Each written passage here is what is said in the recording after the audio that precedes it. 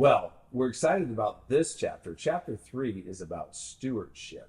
So how do we become amazing stewards? God owns everything. We know that. But how do we live that out practically? So Mark, let's talk a little bit about when you hit stewardship, you really didn't talk about the typical money. No. You talked about people. And when you talk about Jesus, you talked about stewarding people. Say more about that. Yeah, because, well, Jesus, talked more about money than he did even about heaven and hell. But he didn't really give us a model of how to steward money because money is the easy thing to steward. Time, people, talents, resources, of all those things that we steward and leverage, money is the easiest. People are the hardest. And what is unique about how Jesus stewarded, his greatest asset was people, and how he stewarded those knuckleheads he called disciples, like the one I see in the mirror. He was so affirming of them, firm with them, but also affirming of them. The way Jesus stewarded people is so unique in the way other leaders have stewarded people. Most leaders use people to gain power. Yes. Jesus used his power to protect people. It didn't matter whether it was a Pharisee that needed straight talk, or a disciple that needed training, or a woman, a child, a leper who needed encouragement. All those people received the dignity of Jesus. One of the things that I'm mystified about Jesus is he's the last guy you'd expect to be popular at a kegger. Yeah. But sinners loved him. And I don't know that I've learned how to lead at that level, but that is my goal. And as you talked about stewardship, you kind of did the same thing. You didn't talk about money so much.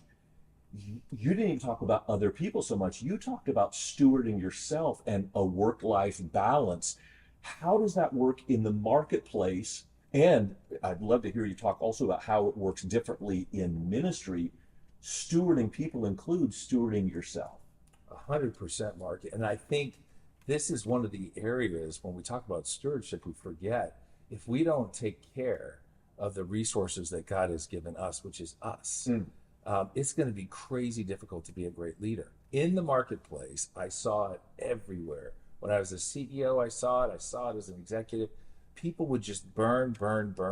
They'd collect all the golden eggs, but they would kill the goose who was delivering those golden eggs. And if I could just interrupt for a minute, I think the reason that I have burn at times is because I forgot in chapter 1, who's your father? Yes. And if you have confidence in your identity and integrity, it makes this chapter a lot more easy to manage. So 100%. Talk a little bit more about the difference between stewarding your work-life balance and ministry versus the workplace. Sure. Well, I think the interesting thing about this concept is people think about stewardship or work-life balance. I like to call it, by the way, work-life blending, because there's never a perfect balance. Yeah. You'll never have 20 hours of work and 20 hours of life. Life happens and work happens. So you get great at blending. And the reason that's so important as great leaders is because if you're wore down, wore out, burned out, you're not going to be a great leader. You're for sure not going to be a great pastor. And I've seen it as much on the church side, if not more, than I even saw in the marketplace, where we didn't spend enough time making sure the cup was full. We're busy as leaders pouring out of our cup, but if we don't fill that cup back up and make sure we're ready to lead well, we're not going to be a great leader in the marketplace, and we're sure not going to be a great pastor. Lightning round, one question. Leaders, pay attention. How would a leader watching this know if my balance is out of balance? Well, it's usually pretty easy. It's those that are closest to us. People on our team, our loved ones at home. We'll start to have edge. We'll be sharp. We'll be short. We'll be sarcastic. We can tell that we're operating off of an empty cup. And so usually the best litmus test is to ask those around us and say, hey, have I been short? Have I been snappy? Because if so, that probably means my cup's empty and I need to spend time filling that cup to be a great leader. So if the people around me start to be idiots.